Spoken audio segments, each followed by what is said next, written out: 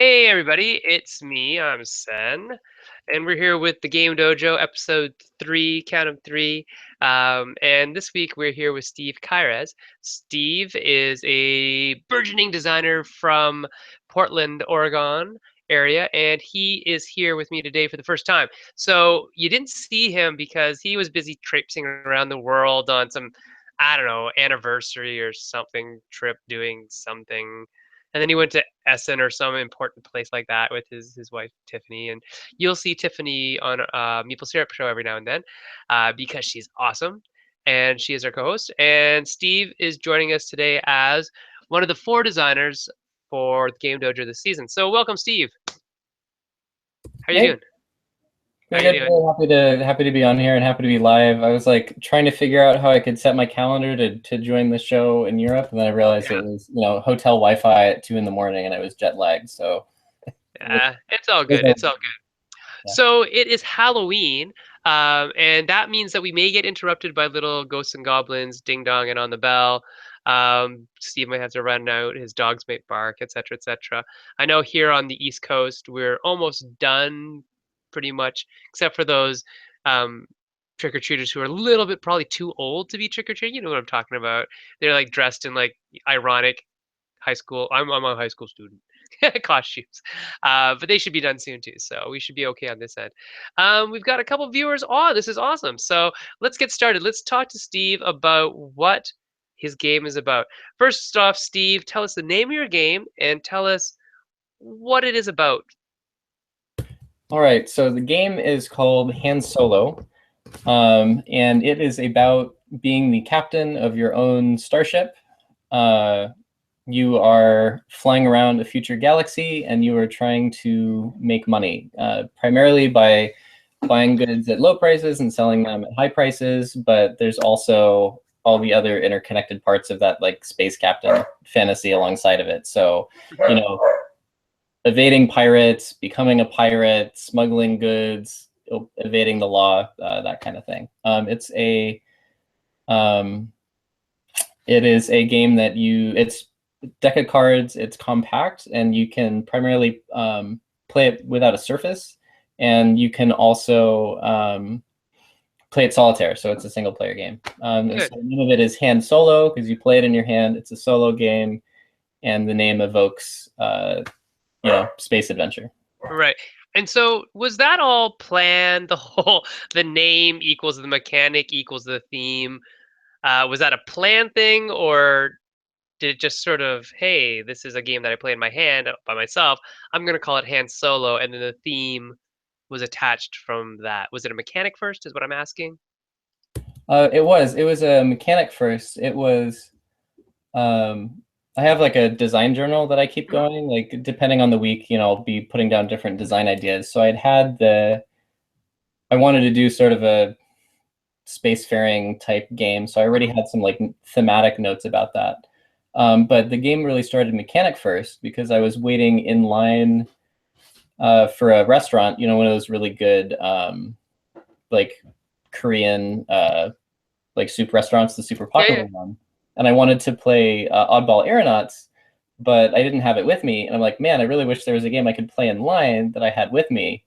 And I asked Tiffany, and she said, actually, I wouldn't really want to play Oddball Aeronauts right now. So I'm like, okay, so I need a game I can play. I wish I could play Oddball Aeronauts by myself. And then it basically clicked where I thought, if you're familiar with Oddball Aeronauts, you Mhm. hold a deck of cards in your hands, you slide a couple of them to the right, and it reveals like attack numbers and sailing numbers because you're sky pirates. Yeah. I was like, oh, wait, I can use that to randomize a goods market. So, the card on top is the place you're at, and then the cards you reveal are the prices of the goods, and the whole game kind of fell out of that. Okay. Um, And so you have multi-purpose cards then. You have cards that mean one thing when they're in one position, another thing when they come out of the deck in other positions. Okay, that's cool. So just so y'all know, I haven't seen the game yet. Steve has sent me a copy and it's in the mail and it'll be here soon. So I'll get to play hand solo and I'm looking forward to it. Just so you all know, the reason why I picked Steve is not because of his wife.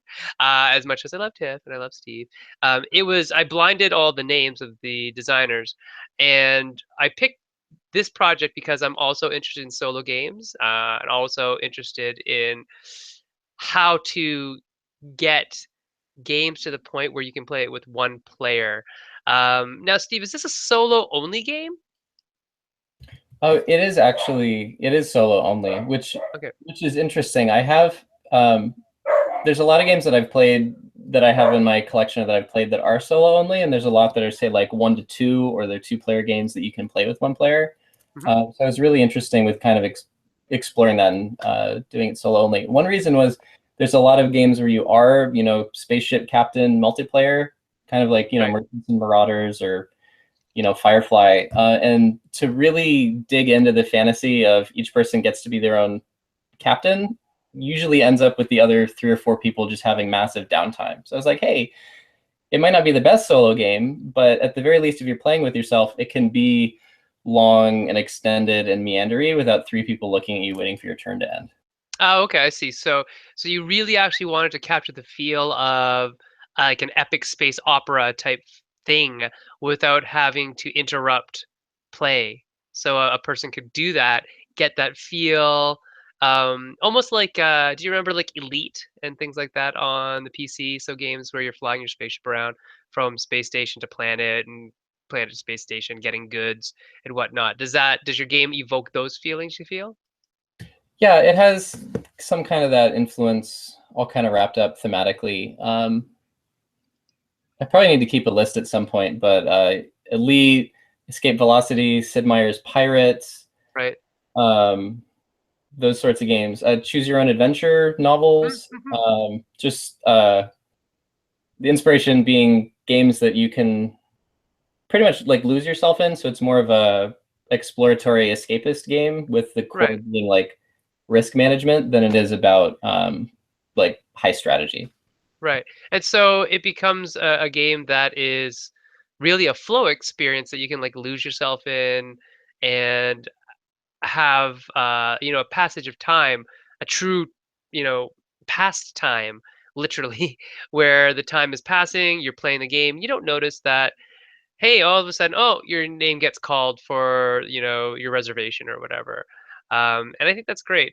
I don't think that it's nice that Tiffany didn't want to play games with you, but it's good that this game came out of it.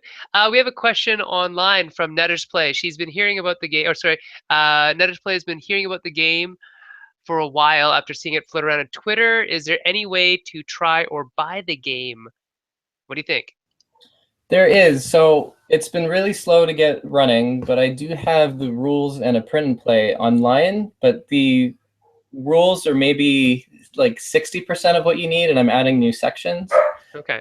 So I will include, I'll basically post up a link that has the print and play and the rules somehow with this broadcast or on Twitter. Part of the thing I'm going to start this week is I'm going to get the mailing list going. So there's a mailing list that'll come out whenever there's updates to go along with it. Excellent. Good.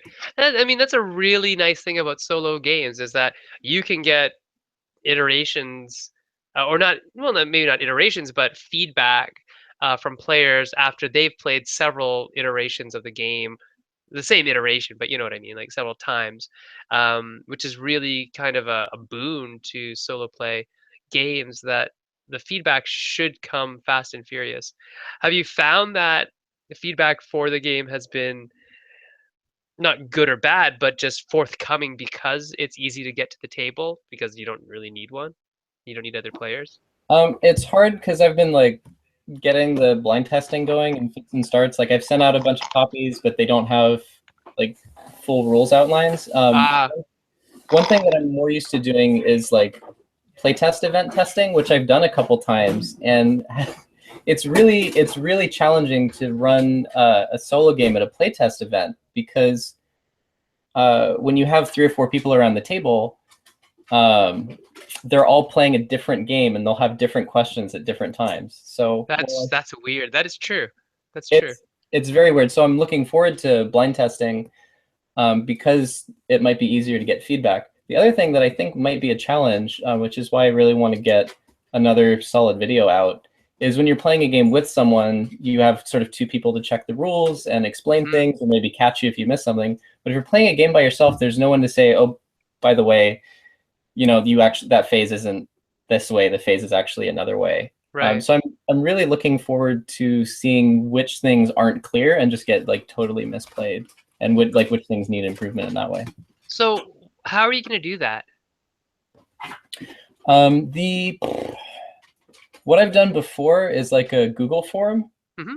and I don't know if that will really hold up. I know one strategy that I haven't done before is people like using a microphone and recording their playthroughs, and then Right. just sending you the hour-long or whatnot file, which I think will be weird with the solo game because the person testing would need to narrate what they're doing or any questions, Hmm.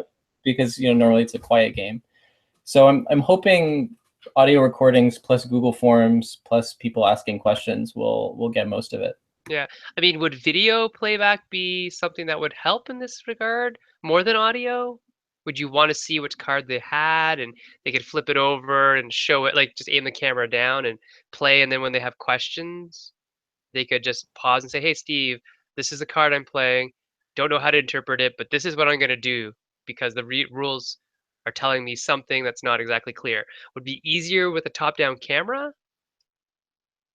I think some video could be helpful, but I wouldn't want someone needing to have a video set up to show the game interfere with it. Maybe just like if Right. someone did record a quick clip, like, hey, this is the card. This is I don't understand this part. I think that's a really good idea. I wouldn't want I wouldn't want to be like, hey, film your whole playthrough and like set up a rig and Hmm.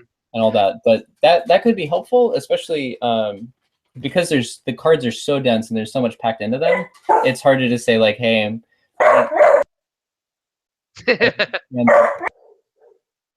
I don't understand the ability on the card 30. One Yeah, second. yeah, it's okay.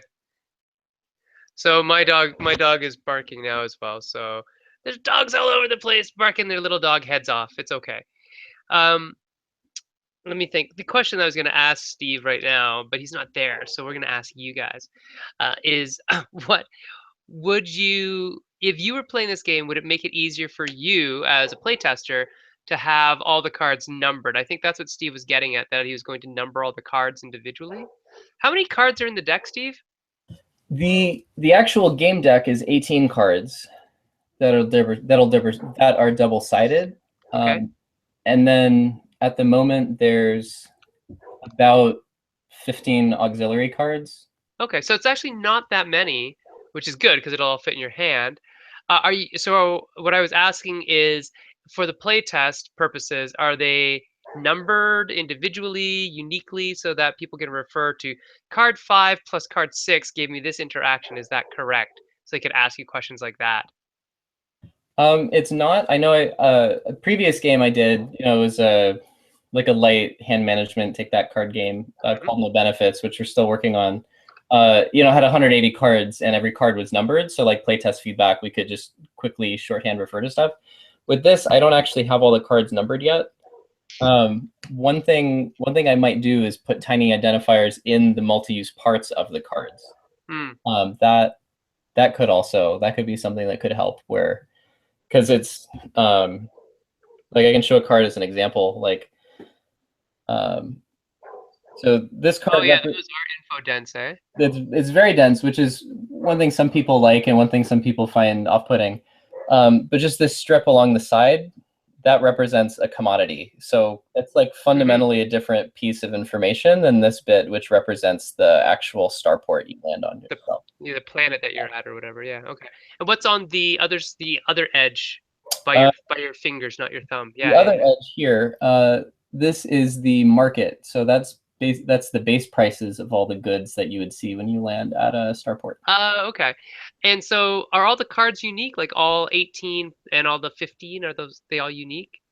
Yep, And they're all double-sided? they're all double sided. Yep, they're all unique. So that's cool. So there's really what? 4 pages, so 8 pages of card stock to cut out? Because It's most people don't print double-sided, so. yeah, it's yeah, about 8 pages. It's 34 cards.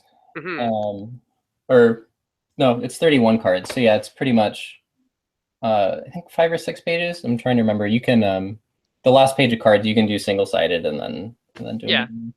Okay. Yeah, And it's about that. You think that you're saying the game takes about 1 hour to play, 45 minutes?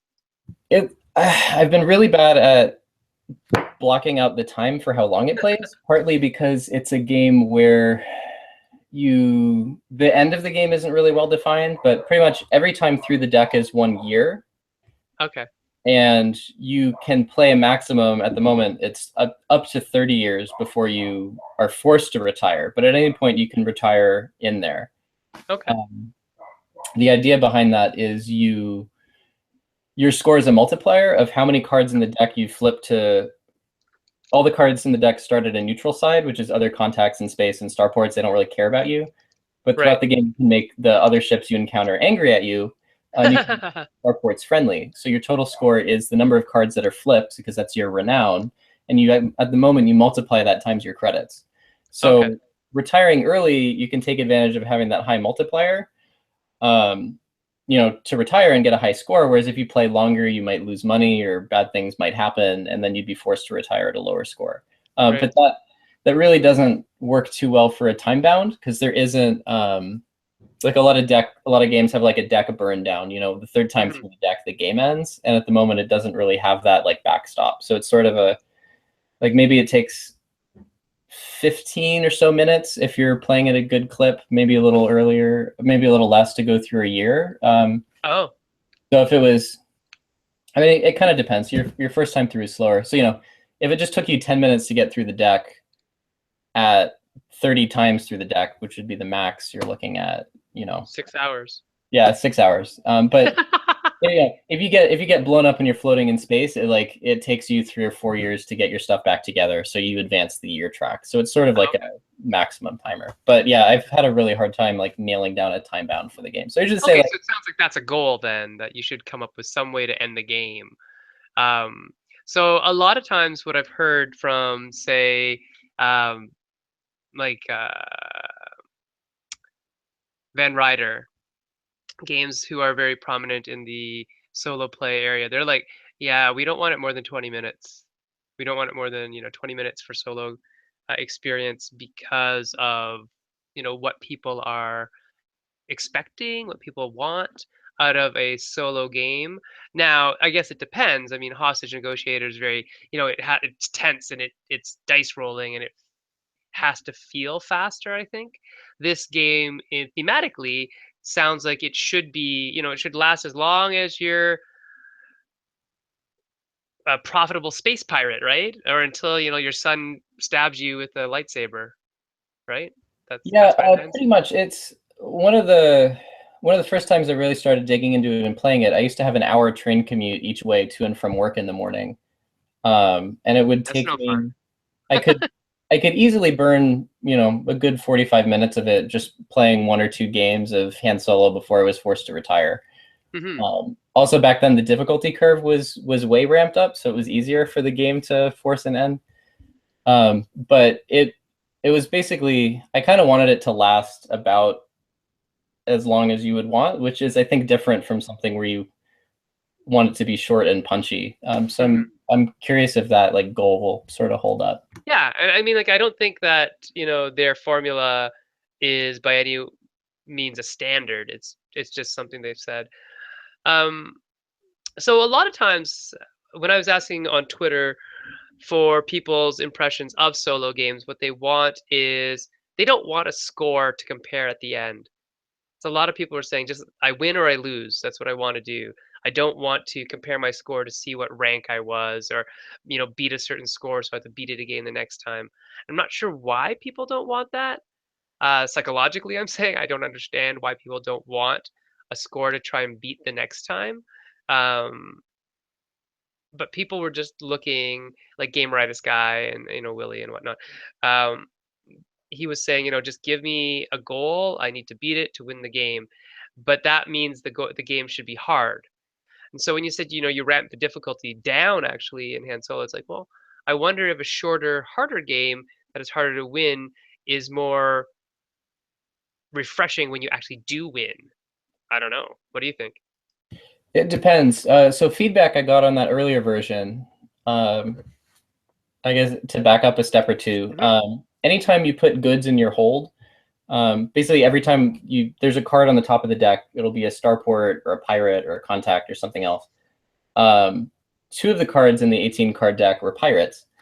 And any goods that you had in your cargo hold, they'd say, give them to us or we'll fight you. Hmm. So what some people were finding in the early game was they called it being blown up by pirates simulator, because no matter what decisions they made, they'd still run into the pirates. So Hmm. there wasn't there weren't good ways for people to mitigate their risk. So one of the changes I made was only if your goods are marked valuable do pirates want them, and that really smoothed things over because it was your fault for putting valuable goods in your hold. Maybe Greedy? you were too greedy versus saying, hey, the feeling I was getting from people was that, hey, the game is just punishing me for playing it, which Yeah. is never really, you don't want to like punish people just for playing it. So Yeah. it was less about ramping the difficulty down and more about like allowing people to do risk mitigation. Yeah, to actually play through the game a bit more. Yeah, okay. And so I see that. So I see where, if the pirates are coming, attacking you, and you have to give them your stuff or get blown up, you'd give them the stuff to keep playing, but that means that you'll never be able to actually probably get your ship to a level, if your ship levels up or whatever, to fight them, right? Because I've never traded. They always end up stealing my money. So this is not a good thing.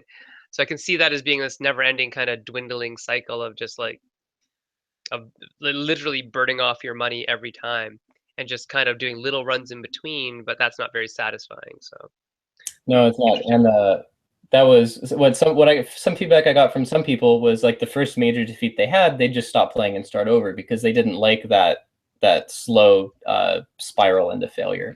Because that's Um, what I'm eating a coffee crisp just in case you guys aren't Canadian and don't know what kind of candy we eat on Halloween. It's a coffee crisp. It tastes like coffee. I don't actually like coffee, but I like coffee crisps. Hey, there's my ninja, and there's my wife. She didn't dress up as a wife. She's just my wife. Um, so it sounds like there's a lot of interesting design challenges with a solo game that are different than a multiplayer game. What do you think they are, Steve? um, let's see. Well, uh, one of them that I would say is you don't have the inherent unpredictability of other players. Some of my favorite strategic games, what makes them challenging is you're playing against the other players. You're not like both playing against the game system. You're trying to, outplay each other. And Hmm. say in a worker placement, other people are blocking actions for you to take. So just really without having that other player to match wits against, you sort of lost this huge dynamic part of what makes multiplayer games interesting. Um, there are definitely others, but I have to think about it. Okay. So, Tiff asks, A, she loves coffee crisps, and B, she's asking about the career cards. What about the career cards? She asks. The so the career cards were something that Tiff and some other people suggested in older versions that I haven't gotten around to putting in. The idea was that you would start the game with one or more goals, and then once you complete those goals, the game you basically achieved your life's ambition, and you can retire happily. Um, giving you like a specific goal to go for, and Right, I so it's like know, your bucket list or whatever. yeah, it's your bucket list. And there's a whole part of the game that I haven't actually added in yet because I'm still trying to get this kind of the core mechanics of it Hmm. down. Um, It's yeah. I mean, that's interesting in and of itself that the career, instead of um, ending the game, checking your score against a chart that says you were an ace pilot or whatever. What if you started out with that goal, a card that says this is what I'm going to be this turn or what I want to be, or you have like three of them and you pick one of them, and you win if you get that, but you lose if you don't get it. I mean, that might be a kind of nice way to do both of them that works within the same system where you get to compare at the end, did I make my goal but it's not comparison to this big list. It's just comparison to one thing. So you have a very set goal, and it's like an achievement. So it's actually more concrete than arbitrary list of numbers. And you scored rank 5 because you got 500 points instead of rank 6 because you got 650 or whatever.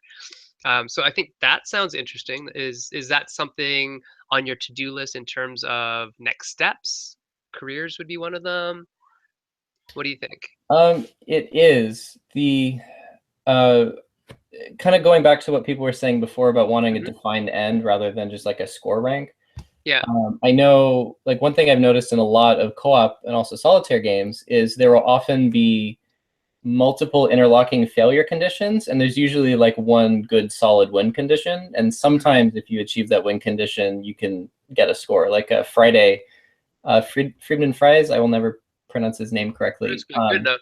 But you can uh, you're trying to get all the way through the decks, help Robinson survive, and if you do finally beat the pirates, your score is the number of life tokens you have left. But Hmm. really, the big achievement is actually beating the pirates. It doesn't really matter how many life tokens you have left. You just might want to compare them against yourself and say, "Oh, I did slightly better or slightly worse." But Hmm. really, what you're going for is the victory, not that score. So that Right. I hadn't thought of it as, or it had kind of faded off my to-do list. I hadn't thought of it as having a specific like victory goal that people are going for. And I think I might want to start moving in that direction. Okay. What is your next to do for this other than finalizing the rules? I think is really the next thing you need to do. But other than that, what are you hoping to do? One of the big pieces of feedback that I've been wanting to incorporate is essentially a way for the game system to, for the decisions player have made to filter into the game system and then come back and affect the player. And it's trying Right. to complete this feedback loop. Um, and it's basically a whole new system that I want to add, which can be dangerous. But the basic idea is when you've started flipping these cards over and say there's a pirate that's angry at you, there's a independent merchants guild starport that's friendly. There'd be a card at the end of the year which comes up, which says, "Hey, if at least someone from this faction is angry at you, this happens, and maybe you have a Hmm. choice to make." Because one of the things I noticed and that other people noticed is there was some really rich flavor packed into the game, but a lot of it didn't really impact it. Like if I Right. befriend a federation system, that's no different than if I befriend an outlaw system. And that, even though it's sort of ancillary, that level of dynamism is something I really want the game to evoke, where you can say, okay, anytime so I make someone friendly or upset, it could have consequences, and I don't know when those consequences will happen, so that you're making a Hmm. short-term benefit or penalty trade-off versus a long-term benefit or penalty, and you can Right. kind of weigh that versus the kind of decisions that are like, okay, that have the time horizon of like the next time through the deck. If I pick up this valuable cargo, the next pirate I see might want it.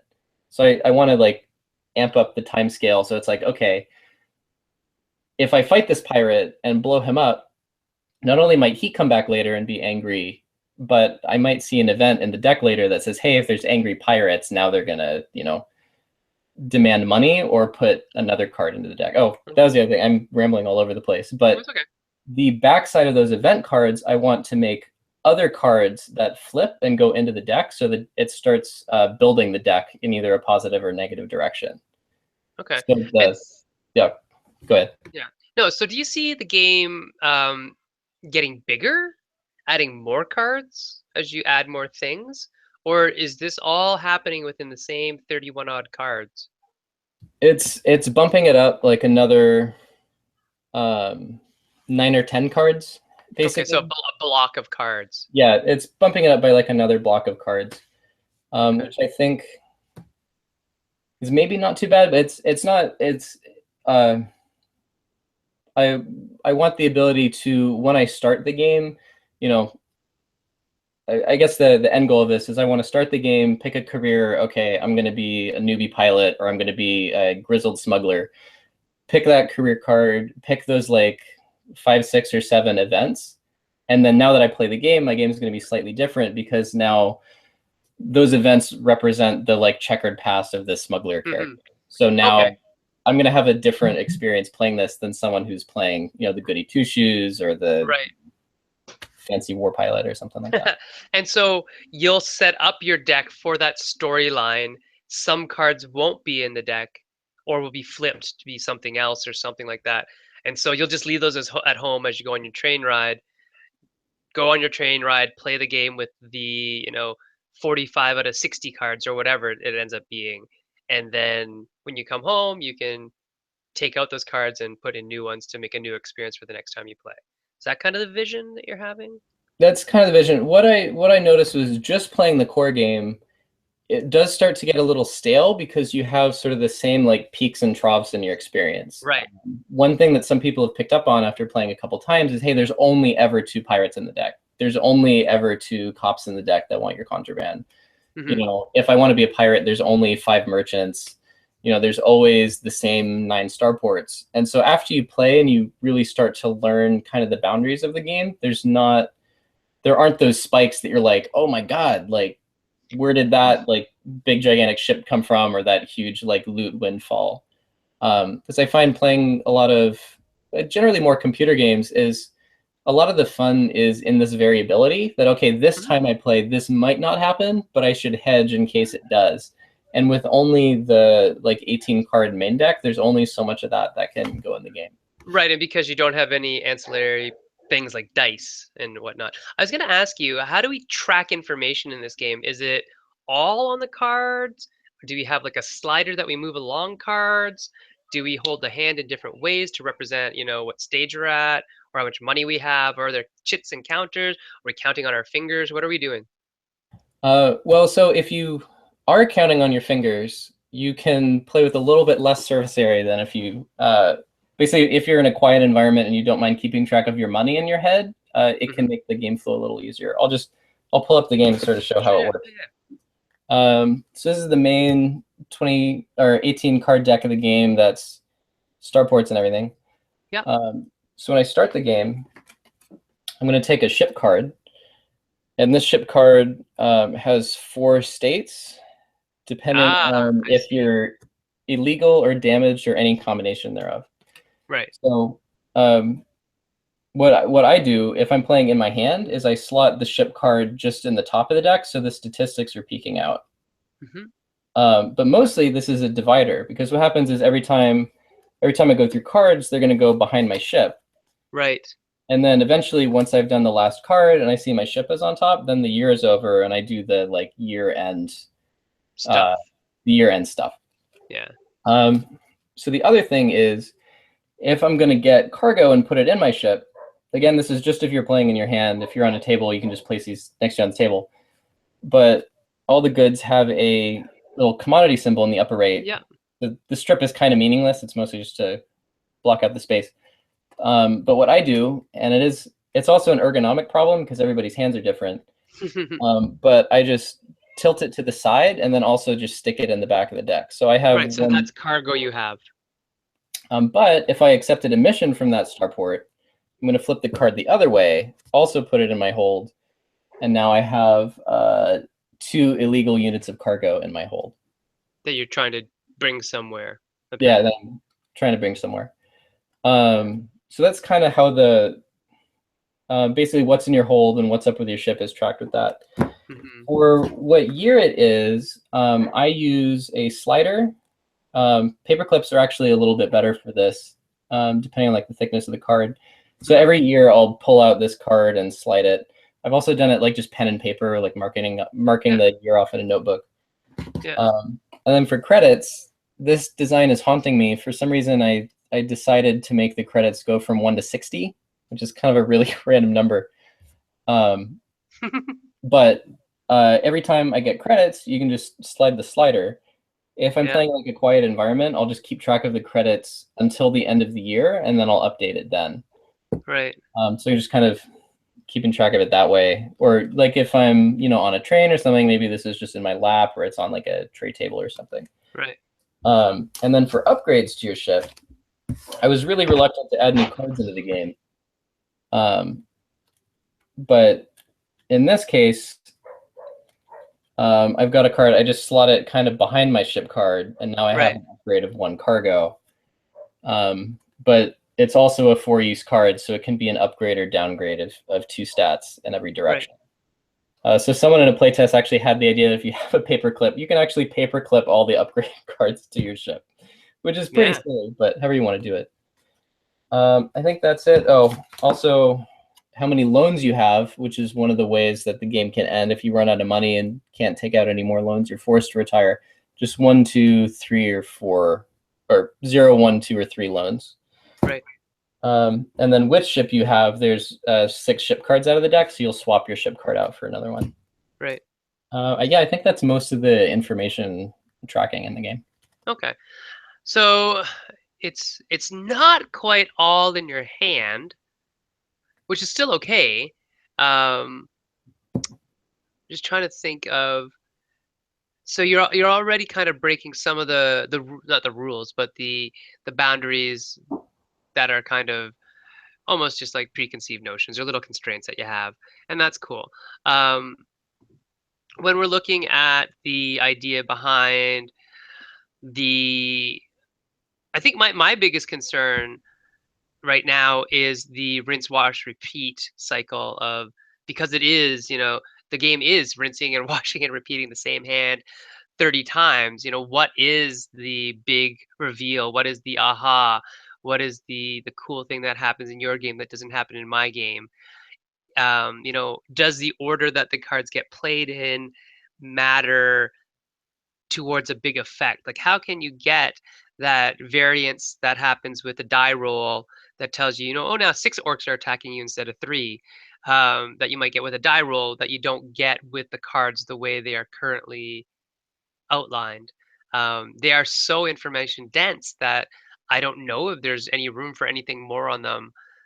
Or, could you use some of the information that's already on there to add to the variance in some way that doesn't take them necessarily out of the cycle that they're in? That's the other thing, because there is that little cycle that you have. Um, oh, does the deck get shuffled at any time, Steve? It does at the end of the year, so I should probably explain kind of how what kind of makes it tick and where some of that variance comes from. So you see, if Yeah, I'm here at Earth, the font is not super readable, but it has a market size of 3, which means I'll yeah, splay 3 cards to go to the market. Actually, that was enough. right. Um, so when I go to the market and I'm splaying these 4 cards, those 4 cards aren't going to come up in the deck because they're being used as a market card. Right. So they've been used as a market card. So it's almost like those, whatever they were, you're bypassing those cards. And the fiction is I'm spending so long at Earth that I'm not running into other starports or whatnot. The like really loose fiction is that because of, it takes months to get from place to place. Whole deck is a year because of the way the orbits work and the way you're going. You're not really sure what you're going to encounter next. So if Yep. I'm spending a long time at Earth in a market, I'm going to see less stuff throughout the year. Yeah. Um, Okay. I get that. That's cool. but so if one of these cards was a pirate, and one of them probably is, um, I'm not going to encounter that pirate. So if that Right. was a pirate that was angry at me, like I'm lucky to have bypassed it. Right. Another thing is a lot of places in the game use multiple like axes of randomness. I'm Right. not phrasing that right. There's basically multiple things combining together to create effects. Some end result. Yes. So That's what at I was thinking. um, all of these goods, Yep. they're marked as either having a higher or lower than average price. Ah. Okay. I see. It's just so that you as a player know, hey, this is a good deal or hey, this isn't. But when you go to the market, in the lower left of all the cards that you see, there's a commodity modifier, and Yeah. these -3, modify -4. prices, up or down. Okay. So your big score is having a cargo hold full of goods and then going to a starport where it's a high price. But when I Yeah. decide to land, I don't know what those market cards are. So Mm. if I'm lucky, the price goes up, but if I'm unlucky, the price goes down. Right. And so you're saying, well, it's not worth it for me to sell them because I bought them at a higher price. Right, and I've had that happen before where it said it was a good price to sell, and I reveal, and it's actually going to be less than what I paid for them. But Right. then on the other side, we were like, oh my god, this is amazing. As far as combat goes, It Yes. took a lot of iteration to kind of get it to a spot where I was happy. But there's a positive or a negative number in the Right, with the starburst. upper right with the starburst. Um, and those numbers in the deck are the same distribution as if you were rolling 2d6.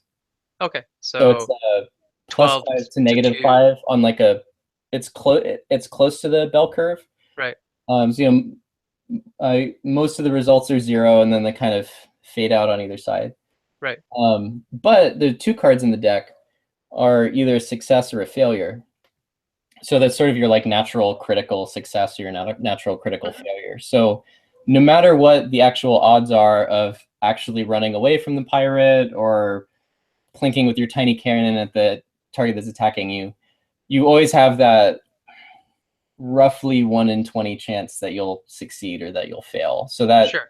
that creates kind of those like micro peaks and valleys. Mhm. But on that larger scale of why is my year 1 different from my year 30? Yeah, That's in the flipping of the cards.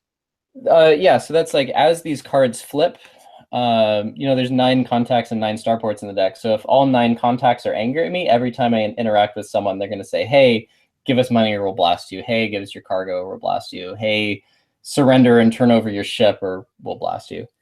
You're Um, getting blasted a lot. it is, but in all those cases, those are people I'd already made angry. So like the merchants, if I take a job from them and I go and I fail the job, maybe I just discarded the cargo or pirates took it. That merchant gets flipped, goes back in the deck as a mercenary, and the next time I see him, he says, "Hey, you know, we're angry at you. Pay us 12 credits, or you have to fight us." Okay, so in that case, the cards don't get removed from play, they just get flipped. Yeah, none of the cards ever come out of the deck. So That's what I so they're thought. Okay. always.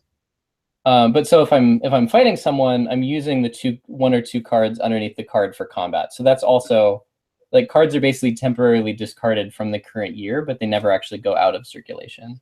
Right, they just go behind your ship. They come back next time. Yep.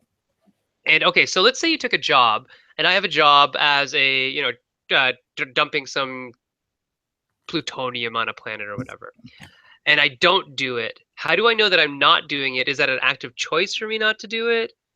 Or is that something where I just said, oh, I can't do it. I'm just going to flip it and put it behind my ship? So in that case, all the jobs are just like truck, you know, Yeah, pick up and deliver. take something from place to place. So if you basically willingly discard it to make room for something else in your hold, that's failing it. If you Oh, okay, that's why you wouldn't do defeated- it. Okay. if your ship gets blown up for any reason and you get defeated in combat, that's failing it. Yeah, it fails. And if Okay. pirates demand it and you discard it, so I could take a milk run, which is not illegal, not valuable, so neither the cops or the pirates want it. But then there's a mercenary that's angry at me that blows me up. Now I've lost it, and then that goes back in, and that's angry. Um, Right. Also, at the end of the year, if you're in debt and don't completely pay your loan off, another mercenary or another merchant gets flipped to a mercenary. So the loan shark sends people after you if you can't make good on the debt. So that's another way cards get flipped. Okay, right. And so the loan was when you're out of money, you take a loan, and you can only take so many loans before you're not allowed to anymore. Yep. Okay. Interesting. Interesting. It seems like there's a lot of information. Does all that information, like, is it all relevant? Like, it looks like so much. Oh, You're I'm mute, Steve. Yeah, yeah. This is something that's been a challenge in explaining to people the first time they play it. And Hmm. a lot Seems of what it sometimes. is only certain parts of each card are relevant at certain times. So Ah, right, right, right. Yes. once someone shows you how to play, if this is enjoyable to you, you can kind of get that mental filter where you're only looking at certain parts of the cards. Hmm. I think it was J.R. Honeycutt when I showed him the game was saying, "Oh, it's not really a card game. It's more like these are like clunky iPad screens that are updating." Yeah, That yeah, was, I can see that. it was kind of a funny way to put it. So, when I land at this planet, I'm looking at these are the services that the starport has. It has a shipyard. I can do upgrades. Hmm. This is how the market size is how many cards I reveal. This is flavor text. This is the job. This is the market. This is the commodity. But on the subject of the cards being dense, like one out of every how many testers will usually say the flavor text is distracting, and they would prefer it to be like gray or muted or removed from the cards because the cards are so information dense. Yeah. They don't feel the noise from the flavor text is worth it. Yeah. So that's an interesting piece of feedback that I think probably I'll experiment with, maybe making it darker, or maybe even just pulling the flavor text off the cards and putting it somewhere I mean, else. you could try it Yeah. and see because it might leave you with a lot of good white space just to like eat up some of the space. The other thing, I mean, even just grayscaling the different columns, saying, okay, you only need to look at the white part, or you only need to look at the gray part. If there's really two or three distinct areas, color or shape or both, a combination, might actually help you ignore things. So just mentally ignore them and take them out of your mind so you know that you don't have to parse that information.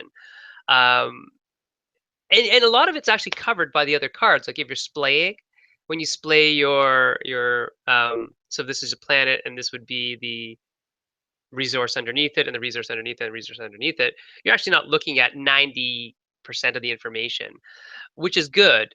Um, it's just when the one is on the top, what part aren't you looking at? So so go back to Earth. Can you show me Earth again? Or whatever card that was on the top there. So on that card, so when you are using it as a market, is that top market part of the market? That commodity, the high-tech goods, is that always part of Earth? It is Okay. the top market card is always part of it. However, it's kind of a weird, I forget who reminded me of the term. It's kind of a weird gremlin rule. The modifier on the top doesn't apply because there's no way for it to be random because it's always on that card. Right. Okay. Which is a really silly thing. It's like, okay, pay attention to everything except not this one, and that is weird. But Right. so one thing that you know is if I land at Earth, I'll always be able to buy high tech goods. And I think that's a good thing, right? Because we need to know, okay, this planet is really where we go if we want to get that. We just know that it's going to be at X price. Versus, I can randomly find it on, Jupiter or wherever, but I don't know what price it's going to be. So it's neat. I really do need to play it. So I'm happy that you sent me a copy. I really need to play it to see how it all fits together because it seems like there's so many, gears that are intermeshing that for me to get my head around it just by looking at one card or a handful of cards is kind of difficult. And that's interesting because it seems very deep for a very few amount of things. And I guess my challenge to you would be, is this is the attempt to keep it as slim as possible in terms of number of cards, making the translation of information to the players more difficult than it needs to be? I don't know. Is the restriction of saying this has to all be card based, no dice or no other components or very few other components, is that making it more information difficult than it needs to be? Now, the cool thing about it is that you've found out some really interesting systems by which you can make randomization, by which you can get different values for the marketplace without having dice. And I think that's super cool. So I'm not saying get rid of that. I'm saying think about it. Just think, is this really where you want to go? And I'm not saying that in a questioning way. I'm saying justify it. Like justify it and lean heavily into whatever you decide, because you're going to get asked, not you're not going to get asked questions, but there will always be people who say, well, you could have just done that with dice or whatever. And if you're going to make a conscious design decision to go so hardcore one way, you kind of have to have a logical explanation as to why, because it's that kind of thing that people who are, either armchair designers or other designers will say, well, why did you do that? You could fix this just as easily by putting a single d6 or two d6 in there. And so why you wanted to do this, how you got around this, I think it's a really interesting case of a design constraint that is driving how the design is going. So I'm super interested in getting my hands on it, literally my hand on hand solo, and seeing how it plays because it's intriguing to me to see all the systems on such a dense little card, and then figuring out, what is it about this that makes it have to stay on a card. I think that is kind of your next question. So you know about how I design in 24 cards, right? And then I just kind of make a game out of 24 cards, and then if it works, then I make it whatever it needs to be. But I start with 24 cards because it's that exact same sort of idea of the design constraint says, is this palatable? Is this working idea workable at all? Is this fun? Does this play kind of okay? Does it warrant more? And I think that's the challenge for you right now is either justifying why it doesn't warrant more or letting it become the game it wants to be instead of constraining it to the game that you think it should be. Not saying that it isn't. I'm just saying that's the thought process that you should be thinking about right now. Is that is a lot of the hard stuff hard because it's hard, or hard because it's 18 cards? You know what I mean? Interesting. Well, I think I wouldn't have had a good answer right now, but I think you touched on it a little bit ago when you said the game is really about flow and getting into a state of flow. Hmm. I used to play a lot of like miniature war games and then moved into more like hex and counter war games. And one of the big differentiating factors between the ones that kind of stick and the ones that don't is, can you just get sucked into it? And one of the things that takes you out are like charts and Yeah. dice, and mental math is really the biggest one. Yeah. Once there's some system or a component or a step you have to do that takes you out of it, that kind of ruins the flow. So the thing I found with Han Solo without using dice is that because everything is on the cards and my focus is completely on the cards, I'm not like going rolling dice, like looking to the cards, look at the dice, look at the cards. Like Hmm. it sort of removes that whole something taking me out Good of it. answer. Good answer. And Jesse, one of my friends who designs with me, would agree. I often want to just to get that kind of epic feel in. There's that epic rolling feeling, right, with dice. We're working on some RPGs, and he goes, "Well, that kind of just takes us out of the mode of what we were doing. You know, a lot of times rolling the dice takes you out of the storytelling mode or whatever. If we're really doing a pure storytelling RPG." And it's interesting because I'll just think about this from work relation things. So I was teaching nonviolent crisis intervention this morning, and one of the things we do to verbally de-escalate people who are accelerating into aggression is we ask them, we do what we call a directive, and we say, "Hey, sit down," or "Hey, put the book down on the table and then we can talk," or something like that. And sometimes it's to, because I don't want them to throw the book at me, but a lot of times it's really just to get them to do something that is concrete. And when they do something concrete, it actually breaks them out of their aggressive cycle. So it's just a kind of a mind hack. Um, but in your way, it's actually a reverse one where it's like, no, we want you to immerse in it. So keep on doing the same thing and over again, as opposed to breaking out of that mode to roll some dice. Definitely not looking at a lookup chart or anything like that, because that will really. And so this is really neat. This is really neat conversation stuff. Um, so Netter's Place has another question for you. Did you find it difficult to balance between the back side of the card and the front? That's a good question. That is a good question. So the original, or in the closer to the early prototype I had, the only cards that flipped were actually the contacts. So the Okay. only thing that could happen in the deck is the people that were flying around would just get angrier at you. And the starports, the flip side of it was actually, it was called the underworld, and you would go there to buy and sell illegal goods. Hmm. And so his For the feedback black market. Okay. it was the black market, the underworld. And the feedback I got when I took it to BGG last year, I think, and some people went through it with me, and it was super great. They were saying, there wasn't really positive stuff that was happening, and that the whole backside of that card was wasted because it was the person's decision to flip it, not the game flipping it. Right. So from that, I put this friendly side on the back, which I don't know if I'd say it's super balanced, but a friendly starport, every good that's a good price is one credit, either higher or lower, if that's in your favor.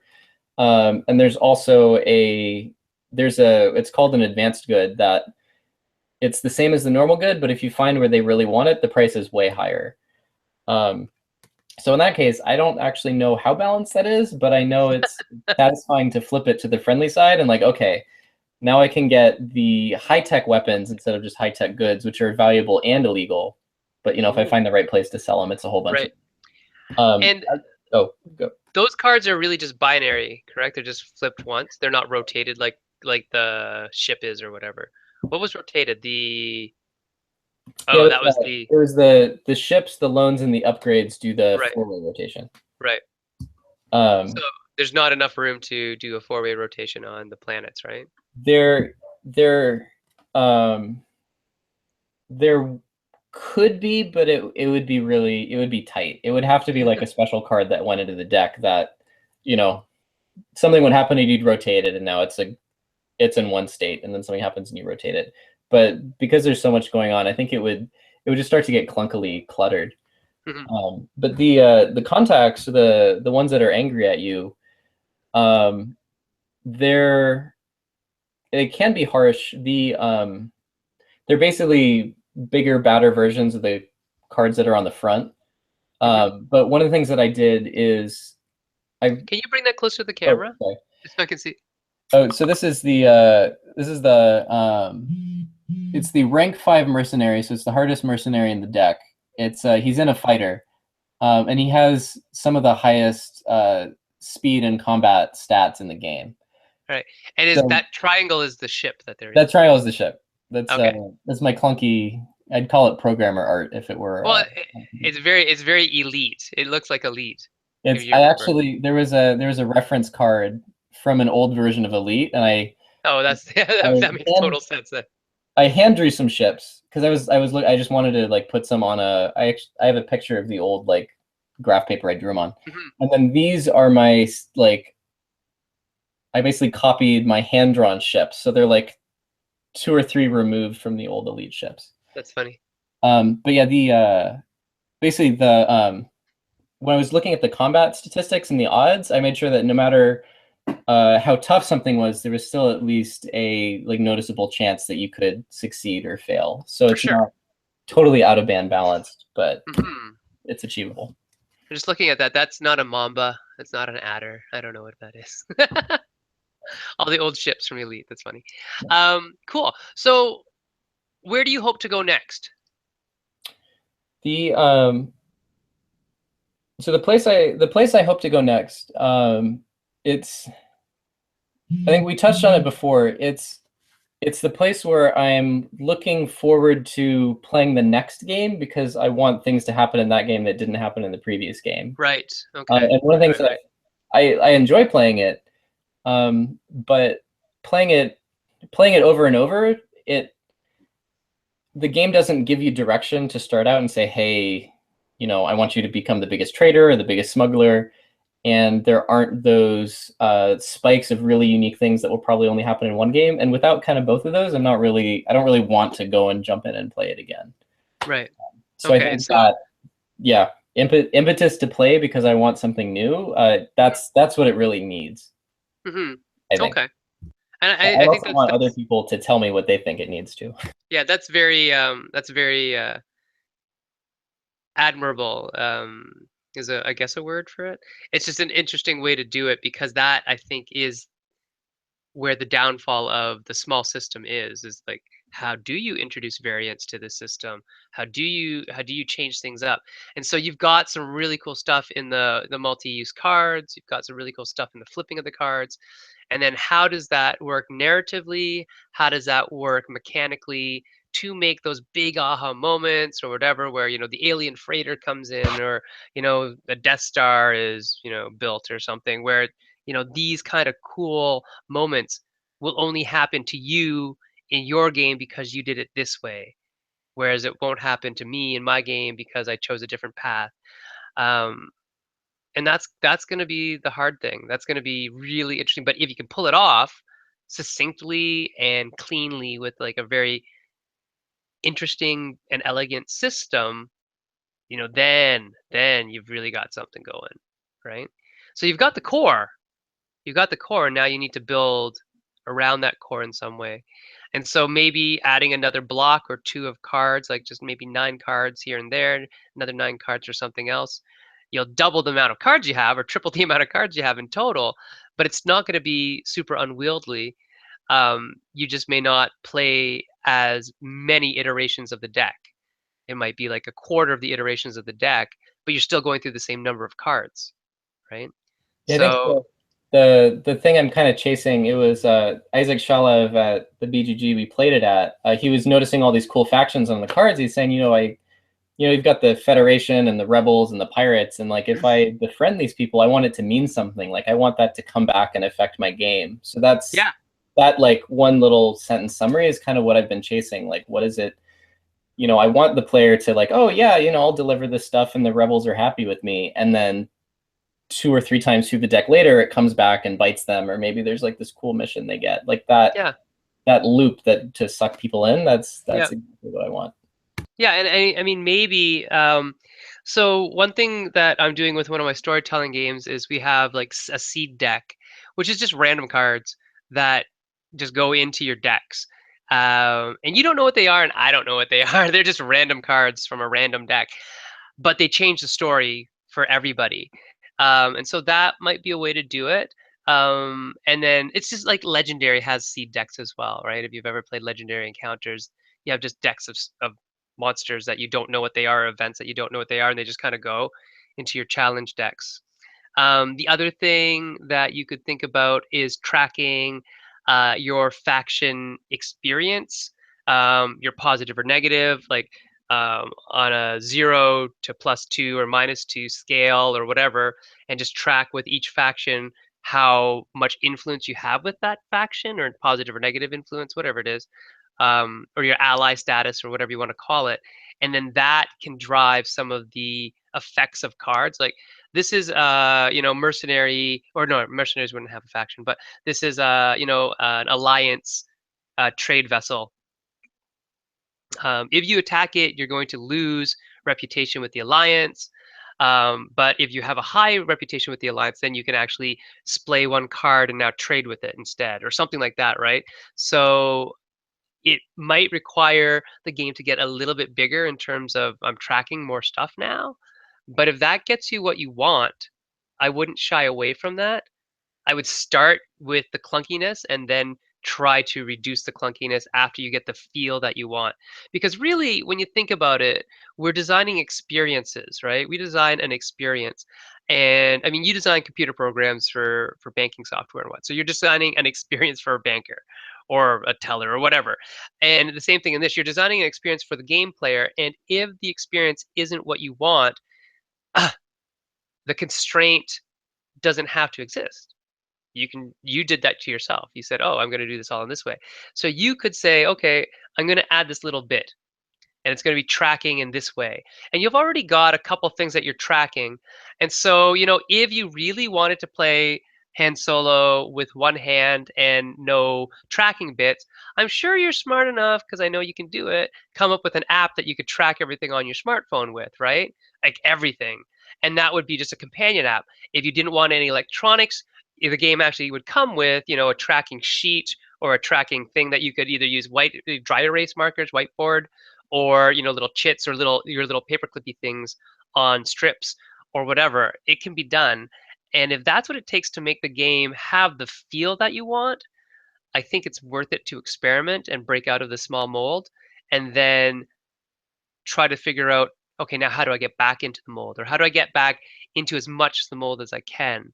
I think that's a fair thing to try to do, because like I said, I think you have the basis of a strong mechanism. And then really what you're talking about now is evoking an experiential feeling. And if that's what you're talking about, I don't know how you can do that in 18 cards. But you might figure it out, and that's cool too. Well, I think that really raises a good point. Is when you're making decisions and trying to design something, like what are you optimizing for? So like the example you're Hmm. saying is, get what you want and make it clunky and then dial it back. Where, one thing I know that I can do and is really tempting is, okay, I want to come up with the best thing, and it's also gonna, fit the compact mold. And that's not necessarily going to lead to the solution I want. Whereas if I'm just focusing on, okay, what does the game need to be fun? Ignore the space constraints. And then once I find that, dial it back into something that works, then I'm only focusing on one thing at a time. And I'm not trying to do everything at once and, come up with something that, Yeah, doesn't it's. work. Did I ever tell you the Akrotiri story? I'll tell you the Akatiri story now because it's very relevant. Akatiri was designed for 5 players, and you're going, what? How could that be Wow. possible? Because it's a game that has quite a bit of, or could, you could see it having downtime, right? As people are analyzing where to put their tile and whatnot. And so Sophie, in her other wisdom, said, I love this game, but I'm not publishing it if you want it to be more than 2 players. I will only publish it as a 2-player game. And we were humming and hawing, for a couple days about it because we were like, but it works so well. But the only reason why it worked is because Jay and I knew how to play it, right? And if you don't know how to play it, your first experience with it is actually going to be pretty poor if you played with more than 2 people. And so I think the only, and for a lot of other reasons, the 2-player decision panned out as a good thing in the end, hindsight 2020, right? But because it's 2-player, it was able to find a little home in a niche where if it was a 5-player game, it would have got lost in the 4 to 5 player game, bigger market. And because it isn't, therefore, it got to do this. My point in regards to this game is that your game, it's emergent. Game design is an emergent thing, right? I talk about emergent design a lot, where it becomes what it's going to be no matter what you think it should be a lot of times because the results are from feedback from other people. And you might have a vision in your head, and that design vision is strong because it got you to where you are. And then at a certain point, you have to say, okay, game, be what you want. And Jay and I call that finding the fun, where we say, what's fun about this? Erase everything else that isn't and just stick on the fun thing. And in the case of Akatiri, everything was fun except player 3, 4, and 5.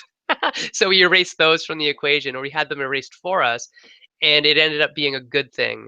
You can still play it with 4 people if you really want to buy a second set, or there's spoiler alert, there's a second set coming out that will allow you to expand it without much effort. And then, if you let this game become what it wants to be, that'd be okay, don't you think? Do you think that would be okay? I think it'd be okay. I think so. And there were some things I clung to in early versions that just feedback from people filtering in kind of made it into what people kind of collectively thought it should be. So one example were these ship upgrade cards. Hmm. One of the things most people said playing the game was, I want to upgrade my ship in the way I want. And partly because of card limits, I was saying, well, no, actually, the upgrades are all on the ship card. And when you upgrade it, you flip it to another side, and it's like, it's a different model of Yeah, truck. And people are like, no, I want to upgrade my ship. Like that's part of the reason I'm playing it. And so there was some hemming and hawing, but the game was better for me adding these 4 cards, and it's clunky and there's more to deal with. But now people can say, okay, I can get this exact ship that I want and put exactly 1 more point of cargo, and that's just what I want. And then I'll use that to then get this and get yeah. that and get more And money. I think, because of the theme that you've draped over the game, there are definitely some tropes that people want, and or people will expect, right? And you sort of have to play into some of those expectations, not mechanically, but thematically. That if I'm going to, and some of them do end up being mechanics, obviously. That if I'm going to have this, souped up hybrid space, freighter thing, I need to have it the way I want it because I'm going to play a different way if I get more cargo than if I get heavy weapons, right?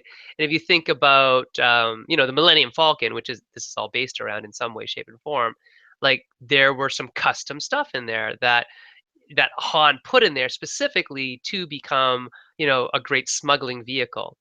And if you play X-wing, then you'll know what they were, like specifically what they were.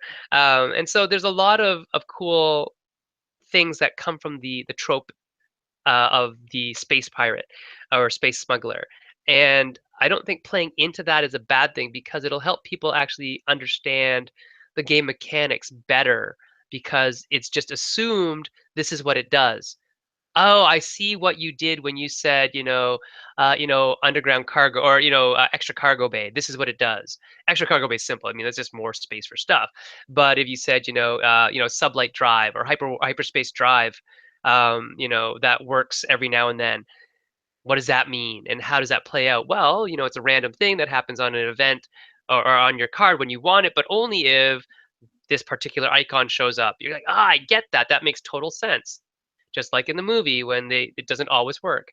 And so I think you can get a lot of the feels that people want, the experience that people want within the system that you have, the tight system that you have, and then some of the other more grand space opera things in terms of factions and alliances and those weird kind of cool things that pop up every now and then, that might have to expand your system a bit. They just might. I would suggest doing it just as a design experiment. Just kind of break your mold and say, I'm going to allow this game to get a little bit bigger, and just go in little bits and dribs and drabs. Like, give yourself a sheet of paper. This is all I'm going to use. This one single sheet of paper. This is a different game. One single sheet of paper, and I could cut it up in whatever shapes I need, whatever things I need, but just one single sheet of paper plus my deck of cards, and we'll see how that feels. Just give yourself a limit because you need something to, I think, give yourself that feeling that it's still small, that it's still, in your hand. And with the kind of, what's the word, the backup plan that, we can always take it out. You can always get rid of it. It's just paper. You can scrunch it up and check it, right? And it's always good to give yourself that out as well. Um, and you'll find out. You'll find out from playtesters if this is the way you should have went. That's the great thing about design in the game space, is that somebody will tell you that, oh yeah, this is so much better, or why did you do that, Steve? This sucks. Or, I really like the elegance of it all being in one hand, but I see what you did here, and it's a better game because of it. Um, Sometimes we do have to kill our darlings, right? And sometimes it's not as simple as, oh, I'll just get rid of that one card. Sometimes it is saying, okay, I need to go bigger, or I need to go smaller, or whatever it is. So think about those, and we'll chat. We'll see each other in about 4 weeks from now. Well, 3 weeks. So there'll be Ryan and Bob and Devin, and then you again. And by then, I'm sure this will be a wholly different beast in some ways, but exactly the same in a lot of others because it sounds very solid. And again, like I said, I'm really looking forward to playing it. So thanks for sending that to me. I think that'll be really helpful. Did you oh, did you get it done on Tabletopia yet? No, I've done a previous game on Tabletopia. Oh, okay. I I'd like to do it on Tabletopia, but one of the things that I know can be clunky is, and I haven't tried it, but revealing cards for the market. I think it Yes. could work by just drawing them and placing them next to the deck. Yeah, I know Um, in Simulator, in Tabletop Simulator, that would be the most horrible thing to ever have to do. there's I think we have a screenshot on Twitter somewhere. Paolo at Paolo on Twitter is the Yeah. co-designer that I've been working on our game No Benefits with, which and one of the first times we used Tabletopia in the beta, it glitched out. We were trying to, the cards wouldn't go into a deck, so we just decided to stack them. And there's this picture of just a 90 card deck and just this giant physics defying like pile all the cards every which way. So every time I think of Tabletopia, I think of that time we struggled through the, like we were trying to get to the end of the game. We built Mount St. Yeah. Everest out of cards. I honestly don't think those virtual systems are yet, anyways, very handy for a lot of card manipulation games. So our CCG that I don't know what it is. It's like an LCG CCG thing, whatever it is. Because there's a lot of turning of the cards and turning them over and digging through your deck. Playing on Tabletop Simulator takes like 3 times as long, just for the manipulation of the cards. Like if they were physical cards in your hand, you'd be finished a game in like 15, 20 minutes. But because of all the manipulation that you have to do, it's 40 to 50 minutes to play through a game. So it gets very taxing and tiring. We scripted a bunch of things now, so you can do scripts in Tabletop Simulator where it's like, okay, if you have these things and press this button, it'll draw 5 cards and give you the one of one color or whatever you wanted, right? Whatever the script is. And so that's been helpful.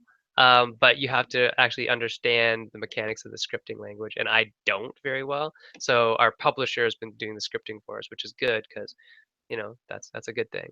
But still, it's for card heavy games, especially like this one, I think would be actually really hard to do virtually because of how fine you'd want the manipulation of the cards. Like I only want this little sliver showing, and I only want this little sliver showing on the top.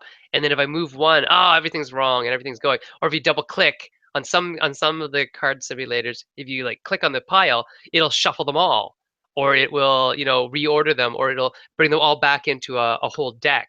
And it's like that's not what I wanted. So yeah, I'm happy I'm getting a physical copy. Yeah, yeah, that's why when you said Tabletopia, Table Sim, I'm like, you know, it's cheap to send you one, so I'll do that. I know sometimes for virtual play stuff, depending on what I've been testing, it's been easier. Like Paolo and I are now in different states, so when we Mhm, test no benefits for really early stuff, I'll just like Sharpie or like dry erase marker on some sleeves, mhm. and just put a hangout camera in front of it and like just go. Like, Yeah, I think sometimes that's easier. for some of it, that's smarter. That's actually better.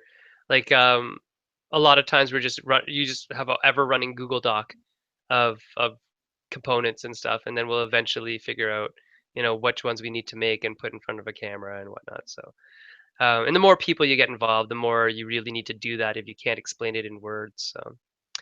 Anyway, it is after 10. Wow, you got an hour and 15 minutes. That's great. But it's good because you actually lacked a few minutes, like a half an hour from the main show, from the first show where we couldn't introduce you. So thanks very much, Steve. It was good seeing you. And we'll chat in a couple weeks. Of course, we'll chat on Slack. If anybody out there in Maple Syrup Land, in Game Dojo Land, has any feedback for Steve or would like to help him out, you can take a look on maplesyrupshow.com and look at the Game Dojo. There's a link for this year's dojo applicants, and Steve's PNP information is on there. His Twitter contact is on there. If you'd like to help him out by playtesting this awesome sounding solo game, please do. And if you want to write a response or send a response or do a video response, we'd appreciate that as well. So let me know, and we'll see you guys all next week. See ya. All right, take care.